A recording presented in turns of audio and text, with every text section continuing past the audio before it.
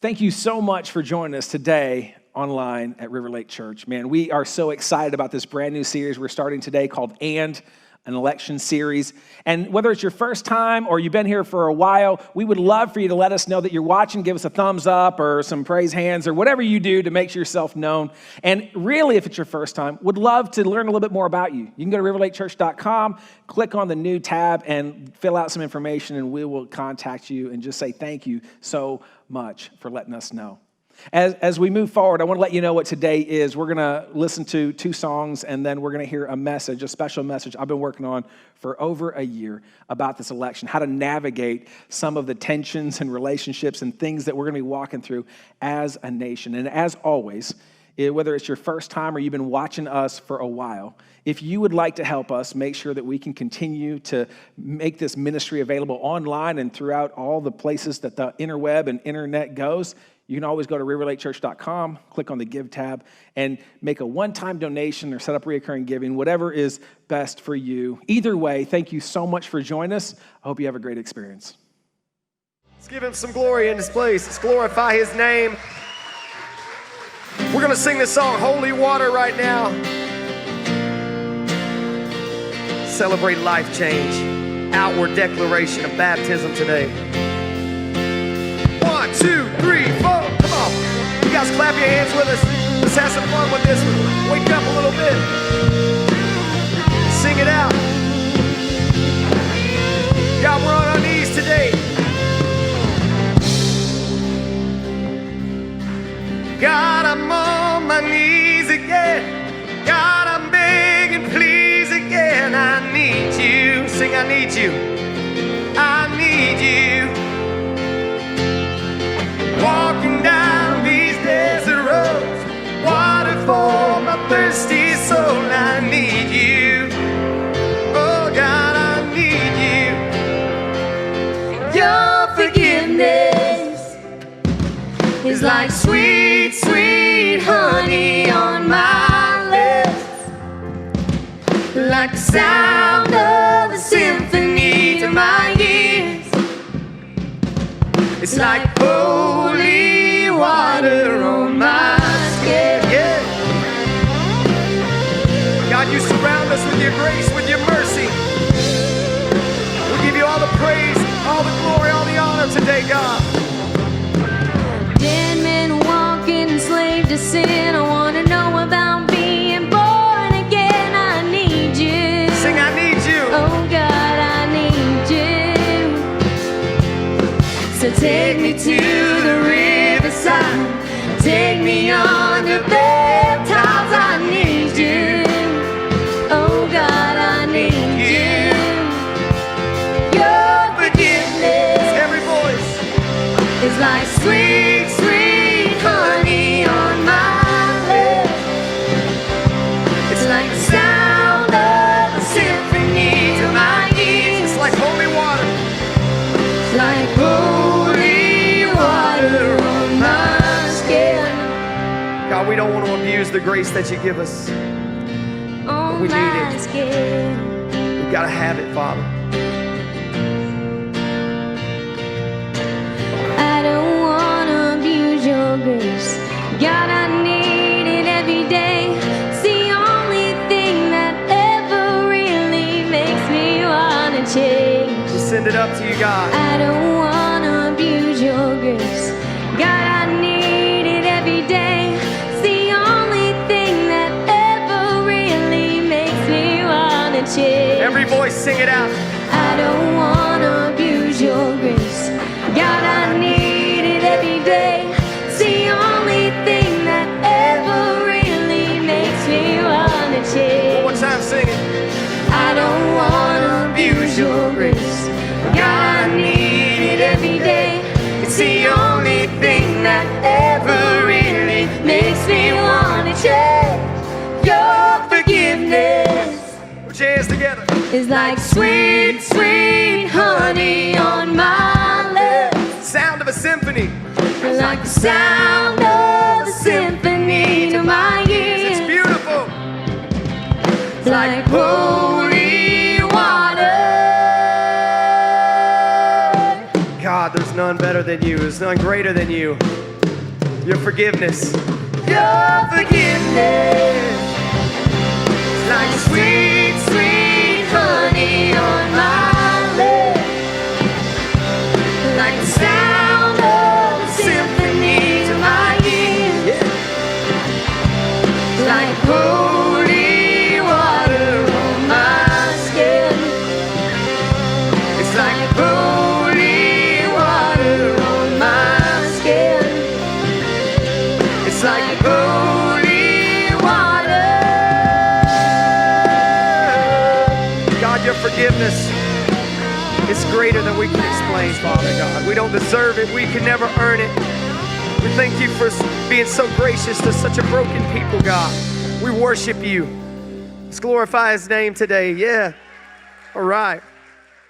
Right now, I just want to invite each and every one of you to join voices together as we lift our praise, lift our worship to an almighty, holy God, a living God that's more than worthy of our praise. He calls each and every one of us out of darkness into his light, no matter what the enemy might try to bring against us. He can't change who we are. He can't take what we have because, Lord God, we belong to you. We are yours. You call me out of darkness. Every voice sing with me. You silence every lie, and no other voice will define me. I belong to you. Sing it out. I belong to you. Oh, you call me out of darkness. You silence every lie. You silence every lie, and no other voice will define me. I belong to you. I belong to you. You know the enemy can't take what I have, change who I am. I belong to you. Sing it with me. Come on, guys. You know the enemy can't take what I have, change who I am. I belong to you. God, we belong to you. We glorify your name. By your blood I've been adopted. I've taken on your name, and I need to be reminded that I belong to you. I belong to you. You know the enemy can't take what I have, change who I am. I belong to you, yeah. No, the enemy can't take what I have, change who I am. I belong to you. Greater are you who's in me, Father God. Greater are you who's in me than he who's in the world. The words you have spoken are stronger than the curse. Greater are you who's in me than he who's in the world.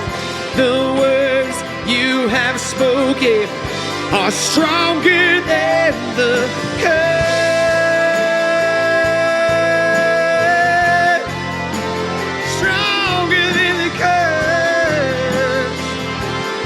God, we glorify your name.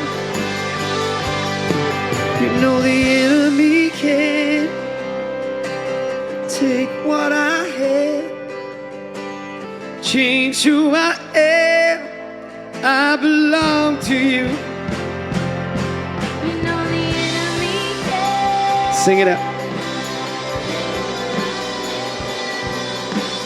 change who I am. I belong to you. God, we're yours today. I belong to you. I belong to you. Every voice say it with me. I belong. I belong to you. God, we belong to you.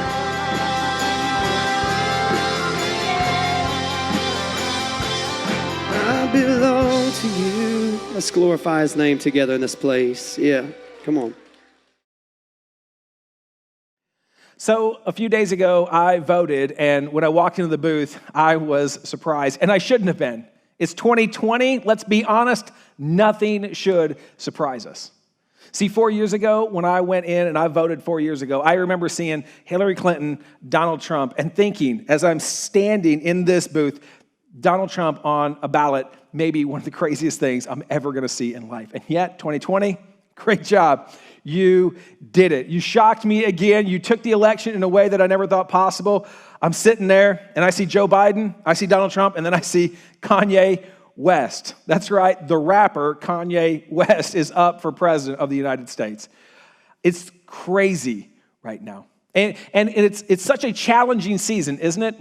I mean, I don't know about you, but it is hard to navigate all the things that are happening right now. I mean, every single commercial that I see and ad and thing that's going on, it's this heightened awareness of this is the single most important election of our lifetime. The crazy thing is, I've been voting for about 24 years now, and it seems like every election was the single most important election of our lifetime. That I've never seen a debater where they're sitting there and they're going, you know what, this election, not a big deal, just skip to the next one. No, there is this tension with our political parties that kind of raise it and say, listen, no, we've got to come together and we got to raise, and what they do is they raise awareness, they raise fear, they raise anxiety, they raise stress, and in doing that, they raise the stakes, and all of a sudden, normal people that you love, people that you have dinner with, people that you normally have wonderful, intelligent conversations with. It's so easy to be divided, to be stressed out about them, to unfollow, to unfriend, to yell at, to get angry with, to break relationships, to walk away from, and to ruin what is normally an otherwise amazing relationship. See, here's what I know, and here's what I want to talk about today. In a few days, we're going to elect our president. But what I know about presidents is they show up and then they leave. They come and then they go. But my hope and prayer is, as we walk through this, is I believe that there is a way to walk through this election and all elections in such a way that as our politicians trade spots, as they come into our world and leave our world, that what remains the same is what's important. Our families remain the same. Our friendships remain the same. That we don't have to unfollow and unfriend, but we can actually have conversations, disagree, and still move forward together. To still be united. And so I really want to take this morning, I want to give you what I believe are just 3 things that Scripture talks to us as Christians about, and how to navigate an election series. Maybe you never thought about it, but we're going to unpack that. And if you're not a Christian, I want to encourage you, kind of hone in on this, because I'm just going to own it up front. We are not good at this. In fact, I think the church might be the worst at some of the things that I'm going to talk about, and yet I believe there's a redemptive nature in this whole thing. And so, wherever you're at, however you're watching, get some popcorn, get some soda, get some whatever you want, but whatever you do, don't uncheck it, because I'm going to potentially and probably offend you at some point in time. You're going to be kind of just forced to kind of backpedal a little bit, maybe to be defensive of it. And listen, I'm just going to encourage you, just stay till the end of it, because I believe if we can stay to the end of it, listen, we can be united under what's most important. So 3 things. Number 1 is this. It's important. There is not a Christian choice. Okay? No matter what your mama says or your grandmother says or what your son says or whatever, let me be abundantly clear. There is not a Christian choice. There's no choice that God's up there going, that's my dude. There really isn't. Now, you would never get that from the memes and who you talk about, and maybe even, unfortunately, some pastors who stand up and say, listen, if you're a Christian, you need to vote this way, or if you're not a Christian, you would always vote this way. I mean, listen, there is not a Christian choice. And I can prove it to you. There's a story in the Old Testament that really talks about this, believe it or not. And it talks about whose side God's on and where he's at. It's in the book of Joshua, chapter 5. And Joshua is one of my favorite books in the Old Testament. And if there was ever a people that could claim God is on their side, it is the Israelites. They are chosen by God. They are brought out of Egypt, brought out of bondage. They have been given land, and they are on a journey that literally God gave them. And again, so if there's ever a people that could say, no, God's with us and he's not with them, it would be them. And we're going to pick up a story right as they're getting ready to take over their first city, Jericho, right as they're getting ready to kind of go into battle, and Joshua, their leader, runs into somebody. It's Joshua chapter 5, and it says this. When Joshua was near Jericho, that's their first kind of outpost that they're going to take over, he looked up and saw a man standing in front of him with a drawn sword in his hand. Now, many people believe that this guy that we're going to talk about is an Old Testament incarnation of Jesus, okay? So this is like the head person. It's Jesus. This is not an angel, okay? And Joshua sees him, and he asks the questions that all of us ask, right? In this political arena that we're walking through, this is the question that we're all asking. Are you for us? Or are you for our enemies? Are you voting for my guy? Or are you voting for the other guy? Are you red? Or are you blue? Are you Republican? Or are you Democrat? Are you smart? Or are you stupid? I mean, that's the question, right? Can I talk to you? Can we hang out over lunch? Or do I need to walk out somewhere else? I've seen websites where both men and women have just decided, I'm not even going to date somebody of the opposite political party. Why? Because that's the worst thing in the world. So Joshua, again, thousands and thousands of years ago, is asking the same question that we're asking today. Hey, listen, are you with us or against us? Because in Joshua's view, there's only two options. But the series is entitled. It's the third option. And so Joshua asks this question, and the response is so powerful. He says this, neither. There's a third option. He replied, neither. But as commander of the army of the Lord, I have now come. Meaning this, listen, I'm here with you. Joshua goes, I know you're here with me. But which side are you on? Jesus is like, neither. I'm not picking sides. And the reality is this. There's some people watching right now, and you need to understand, listen, you feel passionate about your position. That's awesome. That's great. Listen, you should feel passionate. You should run towards it. That's incredible. Listen, I need you to hear me today. God does not have a choice for president. He's not up there picking and hoping that we figure it out. It's neither. There's not a Christian choice. I don't mean this negative, but I told you I'm going to offend everybody equally. Both of them have serious, and I mean serious, major flaws. Now, I know what some of you are thinking. What do you mean by both? I thought Kanye was in there. He's not legitimate. It's okay. We're going to move on, all right? But here's what I want you to see. I want you to see that, listen, if you think God picks some aside, if you think that, here's the deal. We tend to take a stand when we believe God is on our side. And that's kind of what happens. We tend to take a stand like, no. You can't be a Christian and vote for Democrats. Why? Because they kill a bunch of babies and they're a bunch of atheists and they just a bunch of hate police. We're going to get that in a minute. Or the opposite side. You can't be, a Republican and be a Christian and vote Republican. Why? Well, because they kind of hate immigrants and they hate a whole bunch of other people and they're anti-poor and they're money hungry and blah, blah, blah, blah, blah, blah.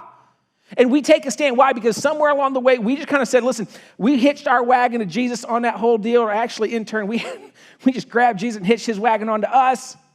And we took a stand, and I want you to know as we walk through this, as long as you think that Jesus is on your side, as long as you think there's an obvious Christian choice, it will be hard for you to maintain the relationships that are opposite of you. But if you can just pause for a second, if you could just pause, and I know for some of you it's incredibly offensive because you have such strong political views. I told you, I'm going to push that. Realize, God's up there going neither. God's up there saying, no, I didn't pick between the Israelites, my people, like literally that's what they're called, my people, and the people of Jericho, the people I told them to kill. If I didn't pick between them, I'm not picking now. First thing you need to remember, there's not, as much as you want to believe it is, there's not a Christian choice. Which leads us to the second one, which is maybe the hardest and most offensive, which is, but Nick, I'm right. But if they could just see, and listen, I want to be very, very clear. While I don't believe there's a Christian choice, I do believe that you should be passionate and you should stand up for what you believe and you should vote and you should be political. And those are all incredibly important things, but how you do it is just as important. In fact, it's not enough just to be political. That's part of the problem, right? I mean, we grew up in a generation that says, listen, you don't talk about a few things, right? You don't talk about money, you don't talk about religion, you don't talk about politics. And where's that gotten us? Whoa, we are divided over three things: money, religion, and politics. And the tension that I hear is, listen, don't judge and don't have the conversation. But as I look at Scripture, the issue isn't that we're not called to judge. You should judge. In fact, in a few days, if you haven't voted yet, or if you already have, you made a judgment. You looked at our current president and said, I think he's doing a great job. You voted for him, and that was a judgment. Or you looked at him and said, I think he's doing a terrible job. And you voted for the other guy, and you made a judgment. The issue is not judgment. The issue is how we judge. And Jesus speaks this. See, the second thing that you need to do as we're navigating the season is this: to look inward before you look outward. To look inward. And again, Jesus speaks this, and he says this. I love this passage. Maybe you've heard it before. Do not judge, or you too will be judged. And unfortunately, our culture has the first half of this verse memorized and not the second half of it. And so we just kind of leave it as like, no, you shouldn't judge anybody. Just stick your head down in the sand and don't worry about it. Just don't talk to that person. Just don't engage with them. And that's not Jesus' point. Jesus says, listen, no. Don't judge lest you be judged. And then he's going to go on and tell us how. And he says, for in the same way that you judge others, you will be judged. And with the measure that you use, it will be measured to you. Meaning, how you judge people is how other people are going to judge you. And we've lost that. And that's part of the tension. That's part of the struggle as we walk through this, is because we have done something so fundamentally wrong when it comes to judging. We have looked at the other person and pointed fingers, all the while not owning our own stuff. Let me help illustrate it. And again, this is the moment where if you're going to turn off the message, this is it. I want to encourage you. Hang with me. But if you're a Democrat, let me tell you how you are judged. Let me tell you how that you are seen by the Republican Party. See, here's how they view you. You just kill babies, okay? You want to steal gun rights. You're just out there wanting to steal gun rights. You're power hungry. You want more and more bigger government. You're a bunch of out-of-work millennial writers. Just look at Seattle. Just look at Pennsylvania. You hate the police, you're socialist, you hate America, you're anti-Christian, you're about my body, my choice, except when it comes to masks, because listen, you better wear a mask because somebody may die, unlike a baby. You know, you're intellectual elitist, you're intolerant. Jesus is nothing like you guys if you're a Democrat. And if you're a Democrat, I'm reading this list, if you're still watching, okay, you're thinking to yourself, Nick, that's nothing like me. I mean, that is not in any way representative of me. I get that. But that's how the other side views you.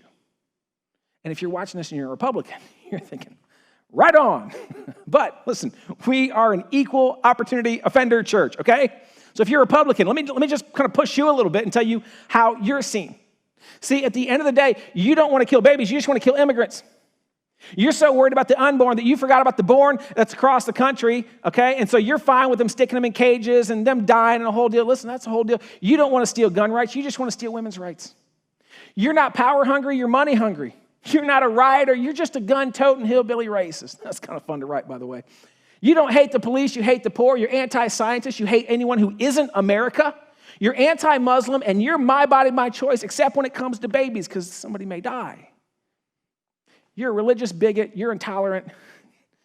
Jesus is nothing like you. I mean, listen, this is what a Republican is, and this is nothing like Jesus. And so if you're a Christian, how could you vote Republican? Are you kidding me? And again, just come on. If you're a Democrat and you're being honest and you're watching this, there was a part of you that started to argue with me. There was a part of you that kind of rationalized that's not it and da-da-da, but come on. When I got to this side, isn't there a little part of you that kind of went, mm-hmm? I mean, just come on. You don't have to say it. You're watching it through a TV, okay? So you have to raise your hand, maybe in your household, whatever. But come on, listen. If you're a Democrat, when I was walking through this, there's part of you going, it's a little bit true. No, they actually do hate poor people. They actually are anti-science. Matter of fact, I said that every day. This is a great list for Republicans. This one's wrong. This one's right. And if you're a Republican, when I was reading this, come on.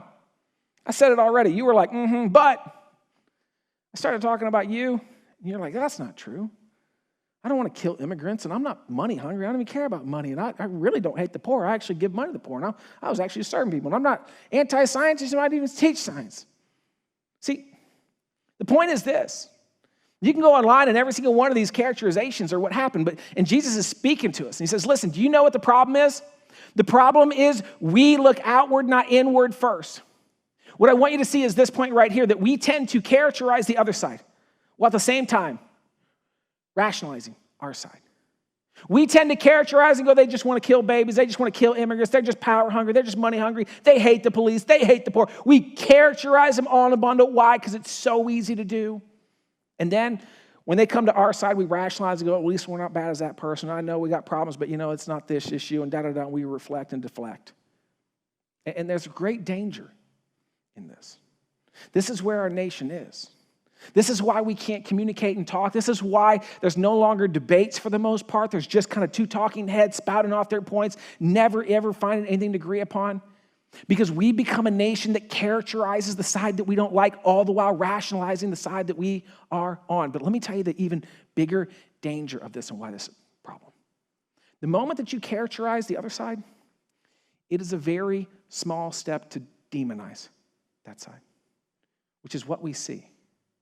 Which is what we're walking through as a nation, which is how we got to the point in a nation where it's no longer blue versus red. It's no longer I like this political view versus I like this political view. No.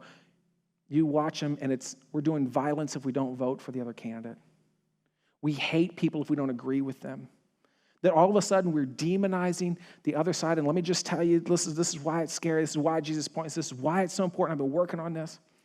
Because it's an even smaller step that once you demonize somebody, to dehumanize them. And then anything goes. And again, you just go online and you listen to color commentators who say that they're news, but they're really just commentary. And the words that come out about the side that they're not on is dehumanizing. And you wonder, how did we get here? It's real simple. It's we didn't follow the words of Jesus, and we didn't look inward. We didn't own our part first. We just characterized them. All the while rationalizing while our side has problems. Thankfully, Jesus goes on.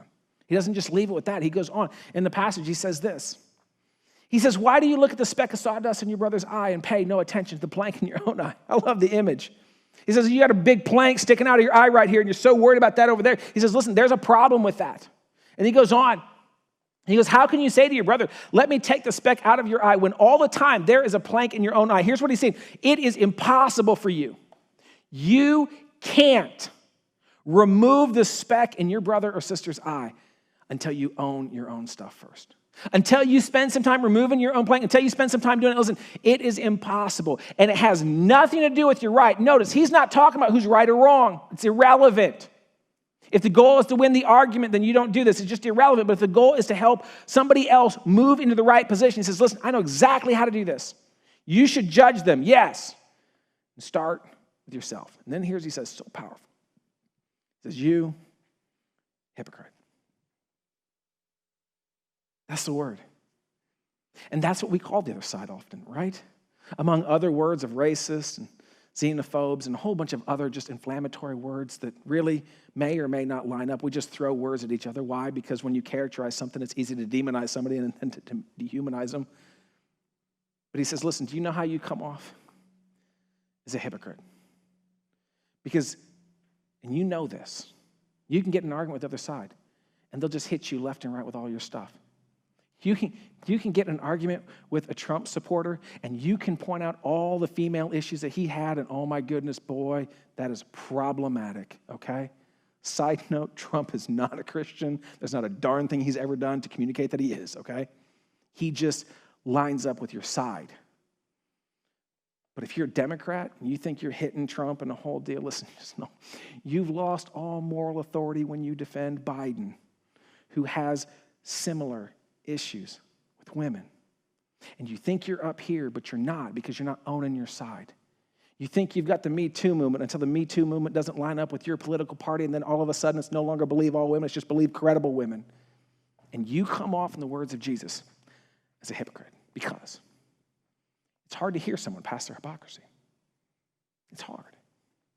It's hard to hear someone. And here's the deal. As long as we keep thinking about the other side as hypocrites, as long as they don't own their other side, as long as we don't own our side, whatever side that is, listen, it is hard to have a conversation. But can you just imagine for a second? Oh my goodness. Can you imagine if you were at dinner and let's just take the Democratic side that they just said, listen, I know that healthcare is expensive. I know that maybe, healthcare for all doesn't seem to be feasible. I know that there are problems inherent. I know, and they just own all the problems. But then they looked at you and just said, but come on.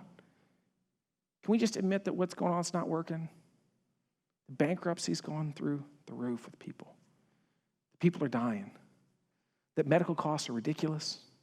And even if you don't go bankrupt, it's destroying the middle class. Listen, I know that maybe my side has some holes in it, but can you admit that your side does too? And can we come together and find a solution to help people? I'm telling you right now, so much easier to listen to.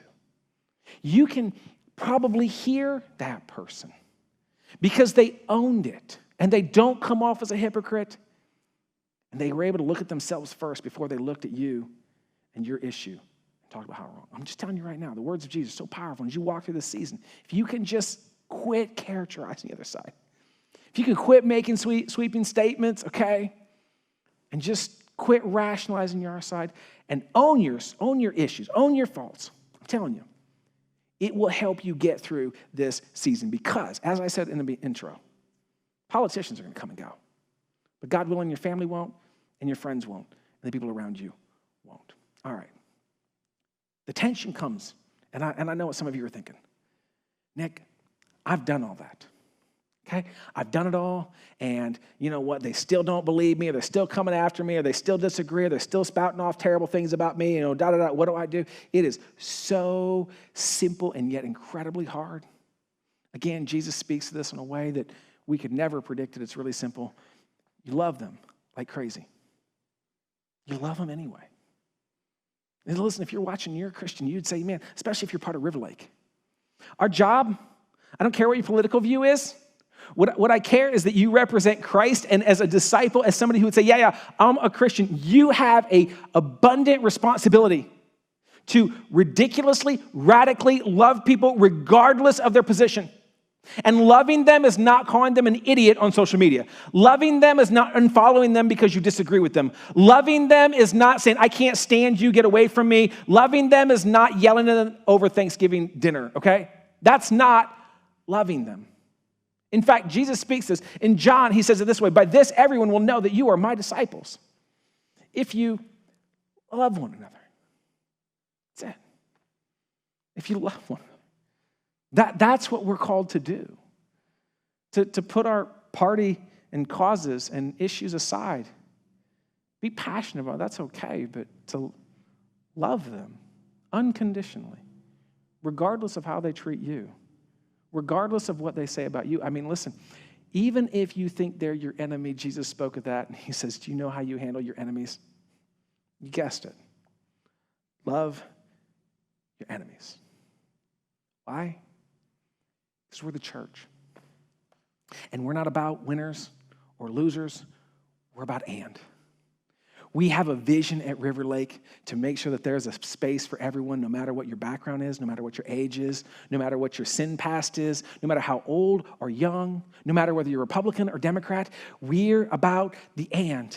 And the way that we live out that vision, the way that we do that is to understand that we are called to love people regardless of the cause, to understand that there is not a Christian choice, and to, when we get in a discussion, own our stuff first.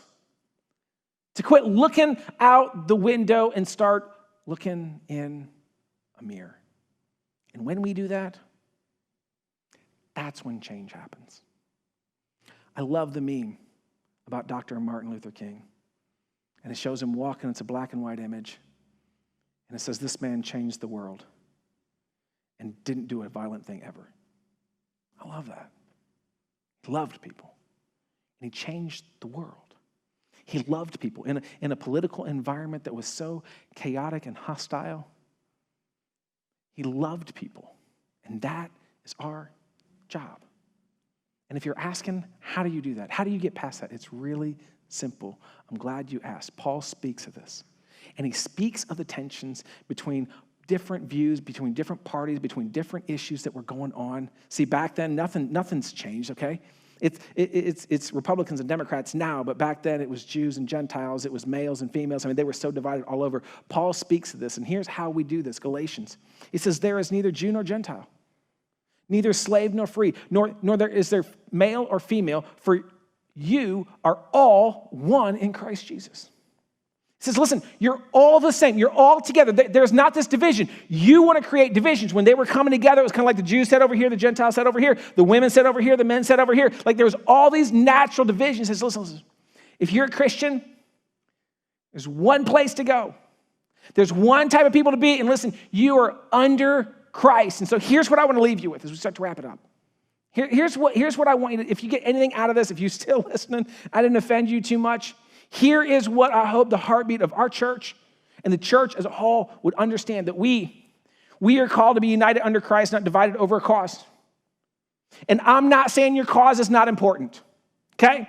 I'm not saying your issue you shouldn't fight for. Fight for that, use your platforms, do whatever you want to do. I'm just telling you, at the end of the day, don't make it divisive. Because the church is one body, and there is no more divisions. By class, by sex, by age, by people, most definitely by political party.